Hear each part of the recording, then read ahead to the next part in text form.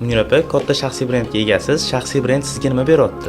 Shaxsiy brend biznesimda ko'p narsada beradi, chunki meni mahsulotimni sotayotgan odam bu mahsulotni kim ishlab chiqaryapti yoki bu xizmatni kim ko'rsatyapti, uni qadriyatlari qanaqa, o'zi kim u odam, bizga mumkinmi shuni mahsulotlarni olish degan savollarga javob topishadi. Birinchidan. Ikkinchidan, o'zimni ichimdagi o'zimni xulosalarim, xatolarimdan olgan xulosalarim bilan ko'pchilik bilan bo'lisha olaman va bu orqali yana qanchadir odam shu xatolarni qilmasdan o'tib ketishiga erishaman. Shaxsiy brendini boshqarmay yurganligi nima deysiz?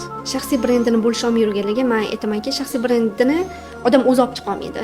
Mana o'zimda hamma tajribam bo'lgan bilan, fikrlarim bo'lgan bilan o'zim olib chiqa olmaganman, chunki har bitta narsani o'zini qonun qoidasi bor. O'zini shu sohani joy-joyiga qo'ya oladiganlar, ya'ni puzzle yig'a oladiganlar bor-da.